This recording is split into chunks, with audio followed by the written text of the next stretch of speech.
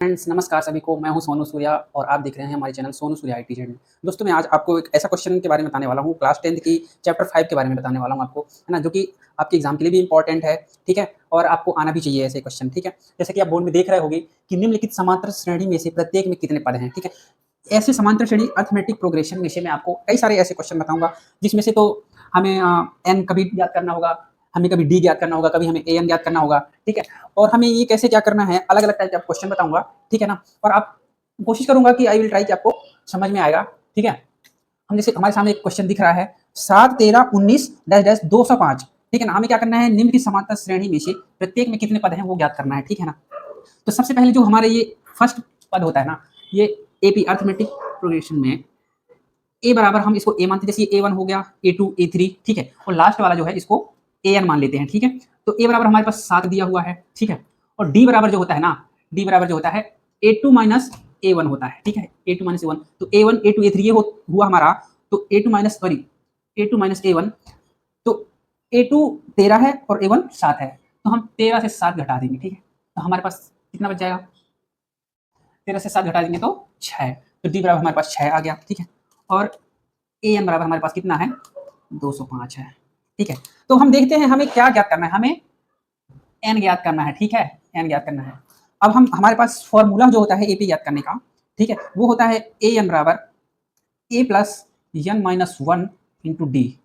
अब एपी का जितना भी आप सवाल देखोगे मैक्सिमम इसी फॉर्मूले से हम ज्ञात करेंगे। ठीक है, अब यहाँ पे हमने ए एन बराबर कितना देखा है, 205, तो यहाँ पे लिख दिया 205। ए बराबर 7, 7 प्लस एन हमको ज्ञात करना है, तो एन को सीधा एन लिख देंगे, और डी बराबर हमने देखा है कि 6 है। ठीक है, ये 205 है इधर, इसको 205 इधर रहने दिया, बराबर 7 प्लस ये जो है 6n माइनस 6 कर दिया। ठीक है, अब जो है 205 बराबर 7 से 6 घट जाएगा। ठीक है, तो कितना हो जाएगा, 6n प्लस 1। ठीक है, अब इधर हो जाएगा, ये जो 1 वो इधर आ जाएगा, 205 माइनस 1 बराबर 6n, इधर हो जाएगा n बराबर 205 से 1 घट जाएगा तो 204 हो जाएगा, और बटे में 6 चला जाएगा, इसका भाग हो जाएगा, तो 6 तरीक 18 बचा 2, तो 24 हो जाएगा, 6 चौको 24। तो जो n है 34 आया है हमारा, तो हम यहाँ पे लिख सकते हैं, अतः समांतर श्रेणी मतलब एपी में 34 पद हैं, ये हमारा आंसर होगा। ठीक है, इसमें ज़्यादा कुछ नहीं करना है, बस यही है। ठीक है, तो उम्मीद करता हूँ कि ये क्वेश्चन आपको समझ में आ गया होगा। तो चलो ऐसे ही कुछ डिफरेंट टाइप का एपी में अर्थमेटिक प्रोग्रेशन में आपको सेकंड क्वेश्चन बता। अब हमारे पास यहाँ पे नेक्स्ट क्वेश्चन है ना, तो यहाँ पे एपी 11 8 5 2 डैश डैश, यहाँ पे वो पूछ रहा है कि का क्या मतलब, क्या एपी 11 8 5 2 का एक पद माइनस 150 है कि नहीं है, वो हमें बताना है। ठीक है ना, तो इसको कैसे क्या करना है, फॉर्मूला तो हमें वही लगेगा। ठीक है, हमारे पास जो एपी दिया गया है, तो यहाँ पे हम पहले ए बराबर लिख लेते हैं, ए बराबर कितना है 11। ठीक है, टी बराबर वही सेम 8 से 11 घटा देना है, 8 माइनस 11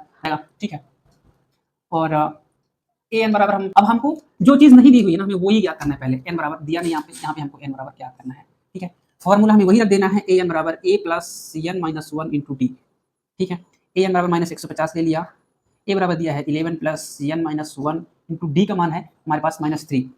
यहाँ पे ए एन बराबर -150 कर दिया, ए बराबर 11 plus N minus one, D का मान है -3। ठीक है, -150 सॉरी 11 इधर आ जाएगा, तो -11 equal to N minus one -3। ठीक है, 150 -150 और -11 ये दोनों माइनस माइनस जुड़ जाएंगे, तो -161 equal to N minus one -3। ठीक है, अब जो एन माइनस वन इधर है, तो -3 इसके बटे में आ जाएगा। ठीक है ना, तो हम कर देंगे N minus one equal to -161 बटे -3।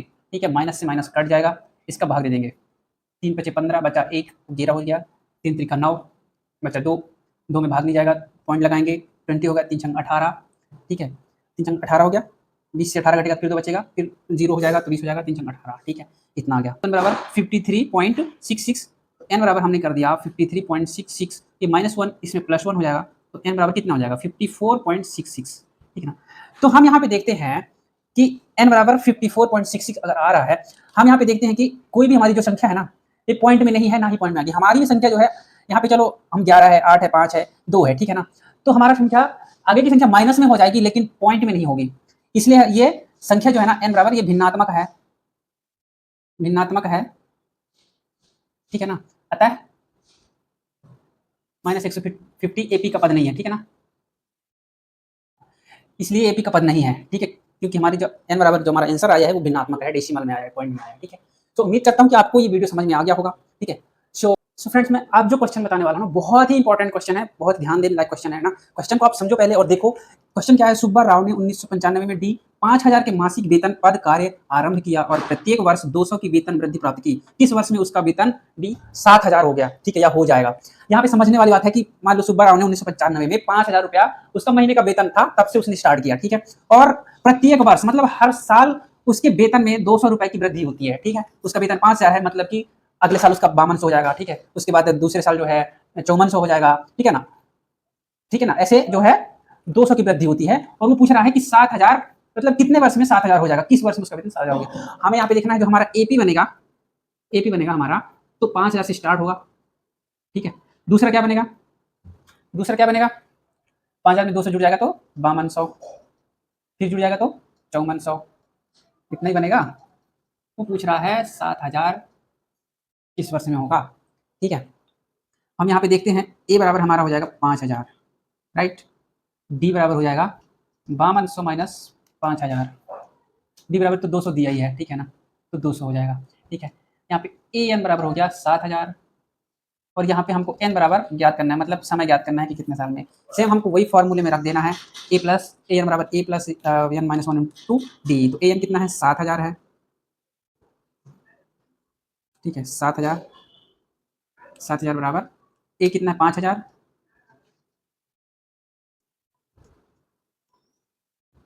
एन माइनस 1 इंटू डी हमारे पास है 200, ठीक है।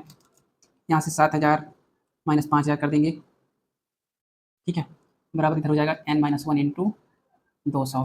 समझ में आया, इधर बचेगा 2000, एन माइनस 1 इधर 200, ठीक है। इधर हम कर देंगे एन माइनस 1 बराबर 2000 बटे 2000 बटे ये 200 इधर चला जाएगा, ठीक है, ये 2 जीरो कट गया तो दाम 10 आ जाएगा। तो एन माइनस 1 बराबर 10, ठीक है, एन बराबर जाएगा 10 प्लस 1 बराबर 11, ठीक है। 11 जो आंसर आ गया, मतलब हम यहाँ पे लिख सकते हैं कि किस वर्ष में उसका वेतन, मतलब कि 11 वर्ष में उसका वेतन 7000 हो जाएगा और यही हमारा आंसर है। तो दोस्तों उम्मीद करता हूँ कि आपको क्वेश्चन समझ में आ गया होगा। आपको इस टाइप के कोई भी क्वेश्चन आते हैं आप तुरंत फटाफट लिख देना है, आपको फॉर्मेट वही लगाना है। जो चीज़ आपके पास नहीं दिया गया है, ए आपको ये मानना है, ठीक है ना। डी जो है डिफरेंस मानना है इसका, मतलब ए2 माइनस ए1, ठीक है ना। और जो समय होता है एन बराबर समय मानना है, ठीक है ना। और ए एन जो है लास्ट का पद मानना है। अगर इसमें से कुछ भी आपको नहीं दिया है वही फॉर्मेट में आपको सॉल्व कर देना। उम्मीद करता हूँ आपको समझ में आ गया होगा। Thank you so much.